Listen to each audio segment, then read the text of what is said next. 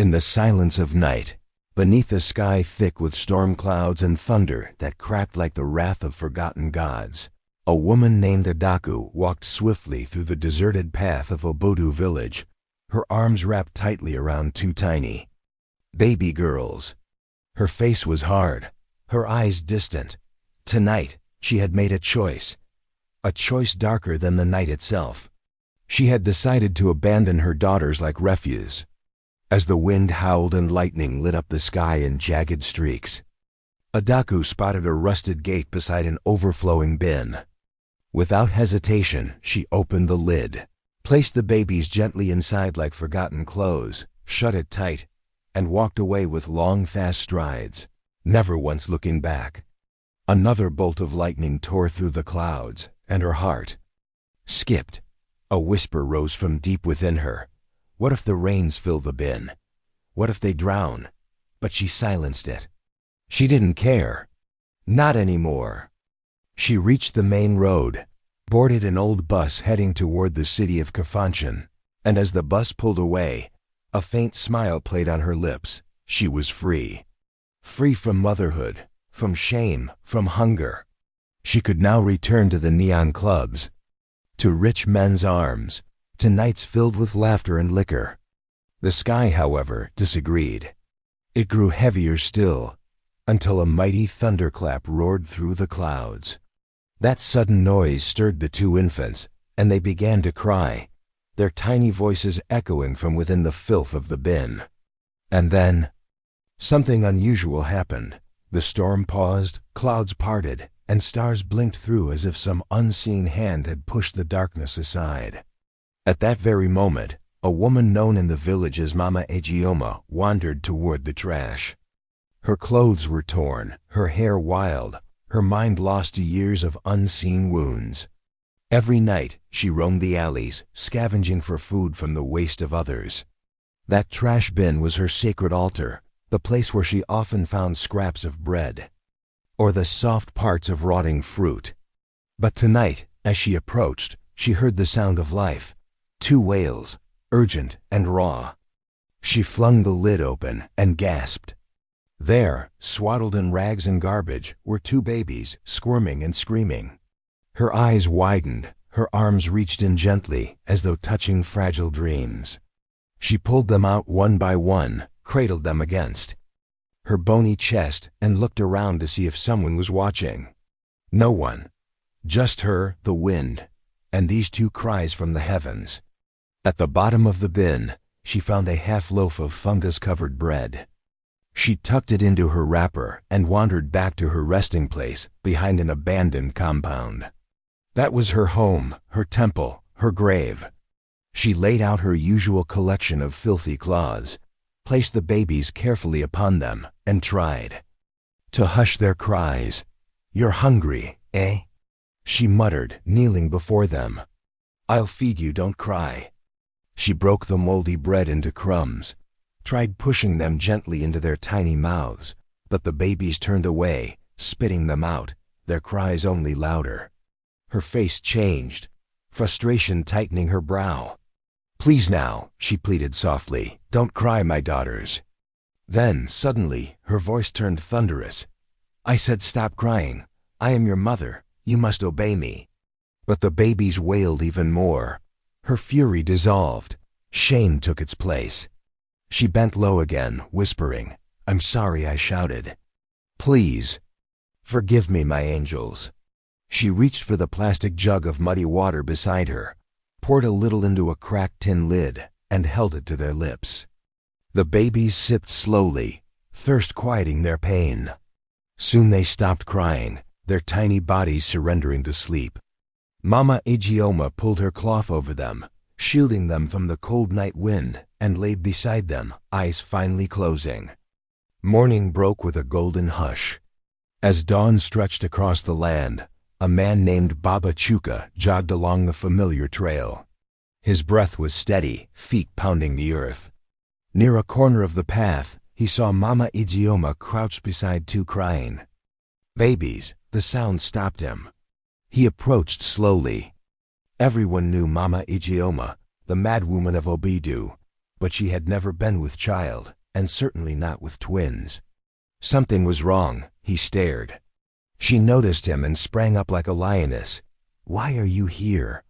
You want to steal my babies?" she shouted, grabbing stones with trembling hands. Baba Chuka raised his palms. "No, Mama, I won't take them." But her rage grew. She hurled one stone after another, missing him but not missing the pain in his heart. The sight of the babies, their cries, their faces, cracked something inside him. He saw his wife, gone 3 years now. He saw his twin sons, lost in a tragic accident, never reaching the age these babies had. His throat tightened. He knew he had to help, but he had to be wise. Then he remembered. Mama Ajiama's favorite thing in all the world was Coca-Cola. He reached into his jogging shorts, pulled out a folded note, and said gently, "Mama, take this. Go buy 5 bottles of Coke. Sit with your daughters and drink it. You all deserve a feast." Her expression shifted like dusk to dawn. The stones fell from her hands. Her voice turned sweet, almost childlike. "Thank you, fine sir." "Thank you," she repeated, voice soaked with sincerity. He pointed toward the roadside. "Go there. The shop is open. I'll watch your children until you return." She turned quickly, took the path leading to the market, and vanished around the bend. The moment she disappeared, Baba Chuka rushed forward, scooped the babies into his arms, and ran. Behind him, the sun continued rising. In front of him, hope was waking. Meanwhile, Mama Ajioma arrived at the closed shop. She banged on the doors with her fists. "Give me Coke," she shouted. A man yelled back, annoyed. "Why are you waking the whole world?" "If you don't give me Coke," she screamed, "I will set this whole place on fire." The man and his wife recognized her voice, calmed their nerves, and quickly handed her 5 bottles. But when she returned to the place by the bin, her babies were gone. "Where are my children?" screamed Mama Kello, her wild eyes darting from alley to alley as panic flooded her chest like a bursting dam. The bottles of cola slipped from her grip and crashed to the earth, spilling sticky sweetness across the dusty roadside. Her knees buckled, and she rolled on the ground wailing, pounding the earth with her fists as if it would open and return her stolen babies. Her cries echoed through the morning air until the sun crested over the hills of Mbali village. Curious, villagers emerged from their homes, forming a circle around her. "What's she yelling about?" one man asked, scratching his head. Another replied, "I saw her last night carrying twin babies. I thought it was a vision." A woman gasped. Placing both hands on her head, one of those girls must have abandoned her newborns again. That poor madwoman must have found them. A third voice whispered with dread, "I just pray ritualists didn't take them for sacrifice. That's how they snatch people's blessings for blood money." But Mama Kello had cried herself dry. Her voice broken, her strength drained. She curled into herself, her arms empty and her spirit crushed, drifting into a deep, weary sleep. Meanwhile, back at his modest home, Baba Olamide was busy cleaning the babies. He peeled away layers of filthy cloth that reeked of rot. Bits of spoiled yam, dried fish scales, and torn leaves clung to their delicate skin. He sighed, shaking his head with sorrow, already knowing where Mama Kilo must have found them. He fetched a basin, boiled water, mixed it with antiseptic, and bathed them carefully, murmuring soft prayers as he worked. Once they were clean and wrapped in warm towels, he prepared baby formula and fed them gently. That afternoon, his fiancée Zina arrived for her usual visit. She beamed when she first saw the babies, cooing with delight, until she heard the story. Her smile froze. "So they're staying with you now?" she asked, her tone sharp. "Yes," Baba Olamide answered simply. Their wedding was only 2 weeks away. Zina folded her arms, frowning. "So I'll marry into poverty and start raising another woman's abandoned children. 2 crying infants? I didn't sign up for suffering.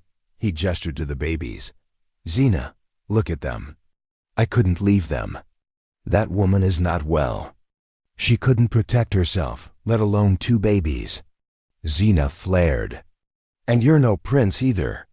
Just a struggling minibus driver with barely enough to feed yourself. Now you want to carry someone else's burden? Their own mother discarded them like trash, and you think you know better? Baba Olamide begged her to understand, but Zina refused. The next morning, she called off the wedding and left him. Heartbroken, he sat with the babies, unsure of what to do. But one thing he was sure of, he would never return them to the streets. Since losing his own twin boys in a tragic fire 3 years ago, he believed the gods had given him a second chance. These girls weren't a burden, they were a blessing. He vowed to protect them, but fate would test him again. The very next day, he awoke to find both babies burning with fever, their tiny bodies trembling and breathing shallow. He wrapped them quickly and rushed to the local clinic, where a worried nurse referred him to a specialist hospital in the city. The doctors there examined them and spoke with grave concern. You said they were found in a trash pile? One doctor asked. They've ingested deadly bacteria. It's attacking their intestines. If we don't operate by tomorrow, they won't survive. The treatment cost was staggering, over 1 million naira. Baba Olamide returned home devastated. Across the country, Adana, the woman who had birthed and abandoned them, was busy living a new life in Enugu, dancing in clubs, seducing wealthy men, and tossing cash like confetti. She drank, laughed, and posed for selfies, unaware that her daughters were gasping for breath, tethered to machines in a hospital far away. But the universe keeps its ledger. And soon, Adana would pay. Early the next morning, Baba Olamide made the hardest decision of his life. He sold his minibus, the only thing he owned, the source of his livelihood. The buyers paid far less than it was worth, sensing his desperation. But he accepted the money and returned to the hospital, where he paid in full. The doctors acted quickly, and by the grace of the ancestors, the surgery succeeded. After 2 long months, the twins were discharged. Baba Olamide's mother came from the village to help. With the bus gone, he found work at a quarry, breaking stones under the harsh sun. He didn't complain. He toiled for the girls, nannying them Noni and Kara. He enrolled them in school. As they grew, so did their gratitude. By the time they were old enough to understand his sacrifices, they began helping, hawking roasted plantains and boiled maize after school. They saved every coin, their small hands aching from carrying trays through hot streets, their feet calloused but hopeful. Their dream was to become renowned architects, to build homes for orphans and single fathers like theirs. When they completed secondary school, they sat for their entrance exams, but fate struck again. They failed both WAEC and UTME. That evening, they returned home quietly, eyes brimming with tears. "We failed you, Baba," they said. He pulled them close, his eyes warm. "You walk for miles, you sell every day, you study by candlelight. You didn't fail me. You made me proud. As long as there is breath, there is hope. You will rise again." His words were balm. Their disappointment softened. They returned to their room with new determination. The fire in their hearts had not gone out. It had only been tested. Despite their failure, Maya and Amira refused to surrender to disappointment.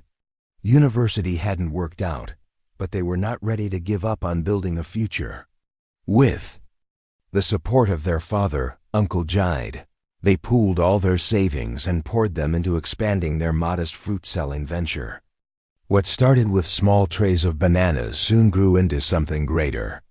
Instead of hawking on foot, delivery vans began bringing the produce straight to their doorstep. Maya and Amira quickly became the largest banana distributors in the region, and their reputation spread beyond their town. Their business began to flourish and expand without pause. Before long, Large trucks were supplying them with bananas in bulk. Riding that momentum, they diversified into other fruits, sweet oranges, pineapples, and even watermelons. Within a few years, the sisters controlled the majority of fruit distribution across 5 different states. They built a grand fruit depot where buyers traveled from distant regions just to secure stock. They stopped Uncle Jide from working under the sun, breaking stones to survive, and instead made him the business manager. Though he took the role with grace and dedication, his heart remained humbled each morning. He prayed earnestly for his daughter's health and success, never forgetting the long road they had all traveled. But while divine grace opened doors for Maya and Amira, misfortune tightened its grip on Zara, the woman who had abandoned them years ago. Her time in Abuja had faded into a blur of reckless nights and hollow promises. Age had caught up with her, erasing her beauty and slowing her once energetic steps. The club lights no longer shined for her. Men no longer looked her way, and her body could no longer bear the routines of pole dancing or endless partying. She returned to her hometown empty, worn, and unknowingly ill, carrying diseases that had begun to take root. She had left with dreams of fame and wealth, but now she had nothing. No savings, no skills that mattered in the daylight economy, and no one to turn to. She went to bed hungry on most nights and was too ashamed to return to her village after all those years of silence and vanity. Yet hunger is a cruel teacher. One morning, driven by desperation, Zara picked up an empty tray and resolved to sell oranges around town. She had no money to purchase stock, so she headed to the largest fruit depot in the city, owned by none other than Maya and Amira. She met one of the workers and pleaded for mercy, her voice soaked in humility. "Please help me. I want to sell pineapples and oranges, but I have no money. If you can just give me the fruits, I'll repay you by evening." The young man looked at her apologetically. "Sorry, madam, it's not how we operate. You must pay first. It's company policy." Her heart dropped. This had been her last hope. She begged again, but the man only shook his head. "I could lose my job. I follow the rules." "I don't make them." Just then, Maya and Amira appeared, inspecting deliveries. The young man pointed toward Zara and said, "That woman over there, she needs help. Maybe you can decide." Zara turned and saw them, shock rippling through her. "These girls? They own all this?" she asked, astonished. "Yes," he replied with pride.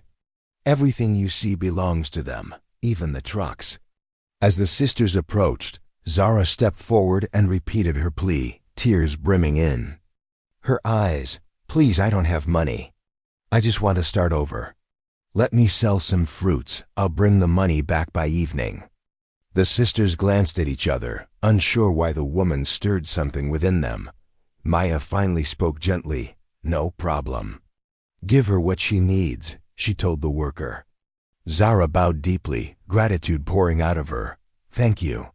Your parents must be so proud, young girls like you managing something so big." Amira smiled and said softly, "Our father gave everything he had for us. We owe it all to him." Zara promised to return by evening and walked off, her head slightly lifted for the first time in years. That evening, when Maya and Amira returned home, Uncle Jide welcomed them with joy. They sat down later that night and raised the question they had posed many times before, the question their father had always avoided. "Please, Baba," Maya whispered, "if our mother is alive, show her to us. Even a photo would mean something." Uncle Jide sighed heavily. After all these years, he had hoped this moment would never come, but he knew the truth could not stay buried forever. The next day, he took them to a familiar corner of town, where an old mentally ill woman still lived under a tree. "That's the woman who found you," he said softly. The girls were confused. "What do you mean?"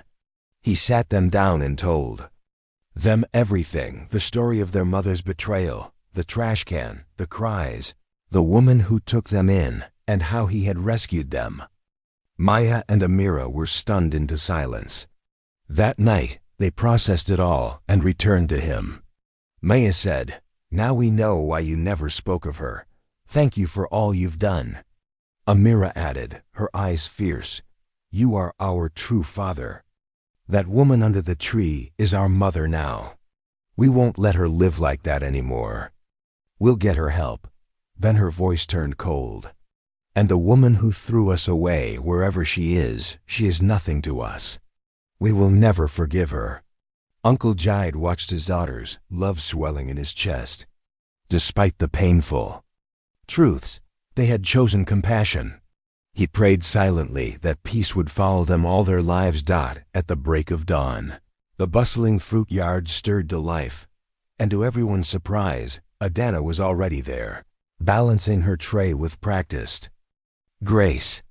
She humbly requested another chance, and the twin sisters, Zina and Chimamanda, graciously handed her more fruit to sell, just as they had done the day before, expecting repayment by evening. That afternoon, Baba Ikena came to the depot for a surprise visit.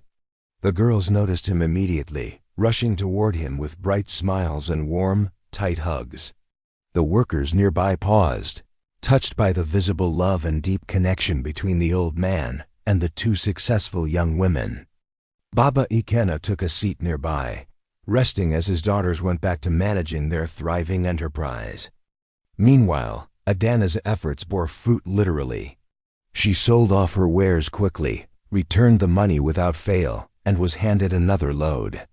Curious about the man sitting under the shade, she asked one of the staff who he was, and learned. He was the father of the generous sisters. With her heart heavy and aching for what could have been, she approached him and said, "You must be very proud of your daughters." Baba Ikena nodded, a gentle smile softening his weathered face, his eyes twinkling with pride. "They are blessings from the heavens. I thank the Almighty daily for giving them to me. They've brought light to my old age." Adana's voice cracked with emotion as she murmured, "I only wish I had daughters like that, successful and kind, so I wouldn't have to roast under this cruel sun every day." Seeing her struggle, Baba Ikena offered kind words. "I once broke stones too, sweating under the same sky, but these wonderful girls lifted me from that hardship. Don't lose faith, my sister. The same Creator who helped me will help you." As their talk deepened, Baba Ikena unexpectedly revealed something that changed everything. He told Adana that Zina and Chimamanda were not born of his blood. "What do you mean?" she asked, voice trembling and eyes wide with disbelief. Baba Ikena took a slow breath, then shared the tale of how he had found the twin girls in the arms of a wandering madwoman, abandoned in a garbage heap by their birth mother. As he recounted the details, the year, the street, and even the name of the disturbed woman, Adana's body stiffened. A cold terror spread through her chest, her mind racing. Could these be the very girls she had once thrown away in shame and desperation? "Do you remember the exact day this happened?" she asked, barely able to speak. Baba Ikena nodded. "I remember every moment. It is burned into my memory like fire." He gave her the date, described the weather, and spoke of the woman who had found them. Adana's face went pale, her breath came in short gasps, and before she could speak another word, her legs gave way. She collapsed to the ground. "Help! Someone help!" Baba Ikena called out, panic lacing his voice as people rushed to her side. She was carried to the clinic immediately. The doctors worked all night to revive her. She lived, but the stroke left one side of her body limp and lifeless. Attempts to reach her family failed, no one responded. Zina and Chimamanda, hearts as big as the sky, quietly paid her medical bills.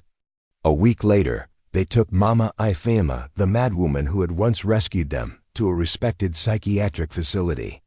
After thorough assessments, doctors assured them that she could indeed recover with the right treatment. The girls paid in full. Within days, Ifeoma began responding, slowly finding her voice and self again. Meanwhile, Adana was discharged and brought back to a rented home where her younger sister Ngozi had arrived from the village to care for her. As Ngozi tended to her sister, resentment bubbled over. "If not for the grace of God, I wouldn't be here," she snapped. "Always selfish, chasing after men, abandoning your children. What happened to the city dreams, eh?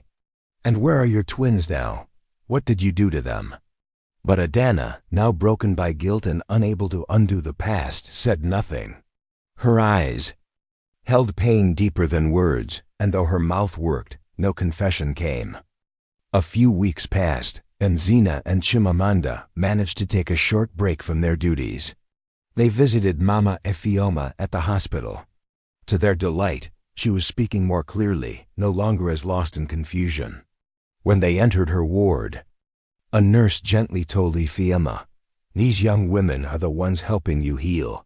The twin sat beside her. Mama Efioma looked at them, puzzled. "Why would you do this for me?"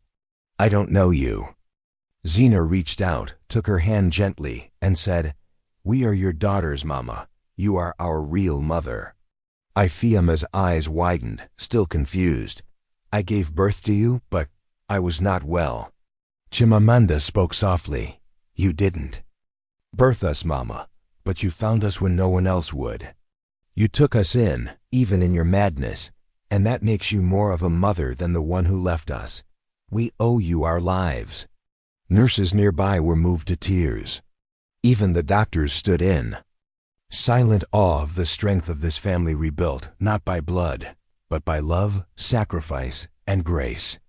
Yet while healing bloomed for one mother, sickness and punishment fell on another. Zubaydah stood by the bedside, her voice firm yet laced with pain. "Oh well, now is not the time for tears. It's time to speak the truth. Tell your daughters what you did to them." Awel opened her mouth slowly, her voice barely above a whisper. "Please ... bring the girls here. I want to see them." Zubaydah looked confused but called the twins immediately. Nia and Ifananya agreed to come after work, assuming Awel wished to thank them for helping cover her bills. But Avil's burden was heavier than anyone expected. As twilight settled, the door creaked open and the twins entered, with Baba Obina following closely behind. They sat around Avil's bedside, and she, struggling to find her voice, finally whispered, "Please, forgive me." "Forgive you for what?" Nia asked, her heart pounding, not knowing what was coming. Awel took a shaky breath. I am your mother. I'm the one who left you in that rubbish heap." Baba Obena jumped to his feet. "What? That's a lie," he exclaimed, unable to accept what he was hearing. But Awel insisted, her voice shaking. She described in vivid detail the tiny wrappers she had wrapped them in before walking away. The description matched everything Baba Obina had found on the day he picked the girls from the madwoman's arms. His face turned ashen, the weight of the truth settling heavily in the room. Ifunanya stood trembling, her eyes wide with fury. "You?" she cried. "You were the one? After all these years?" Nia's voice cracked, full of pain. "We were just babies. What could we have done to deserve that?" The room fell into stunned silence, thick with sorrow and disbelief. Tears streamed down everyone's faces. Avil's voice, now weak and broken, pleaded again. "Please, forgive me. I know it was unforgivable, but I've carried this pain for years." "No," Ifunanya said sharply. "You don't deserve it. You left us to die." Avil's body shook as she wept. "I was lost, afraid. I didn't know what else to do." Her words faded into sobs. Baba Obina gently pulled the twins into his arms and led them outside the room. Speaking softly, he asked them to consider Avile's condition and her remorse. That night, they called Mama Dika, the woman who had once taken them in during her madness, now recovering. Upon hearing the news, Mama Dika, with her voice calm but serious, urged them to forgive. "Let go, my daughters," she said. "Even if she brought you pain, find peace through mercy. Touched by the wisdom of the woman they now called mother, and moved by their father's guidance, the girls returned to Ovel's room. They sat beside her trembling body, and after a long pause, Nia said, "We forgive you." Owel gasped, the tears flooding again. "Thank you. Thank you," she whispered with all the strength she had left. Baba Obina and the girls exited the room quietly, the silence now one of closure. From that moment, Zubeida treated her sister kindly, her harshness replaced by gentle care. Later that evening, as the family gathered after dinner, Nia turned to her father. "Now that we've forgiven her, she has become part of us. We must help her heal." Ifunanya nodded. "We should take her to a better hospital tomorrow for proper treatment," the three agreed. That night, they all slept with heavy hearts, but with a sense of resolve. Morning came, and Baba Obina, Nia, and Ifunanya awoke with mild headaches, but when Zubeida checked on Owel, she didn't stir. Alarmed, she called out, but Owel lay motionless. Tears welled in Zubeida's eyes as she picked up the phone and called the girls. "Come quickly, your mother, she's gone." The family rushed in. Ovel's body lay still.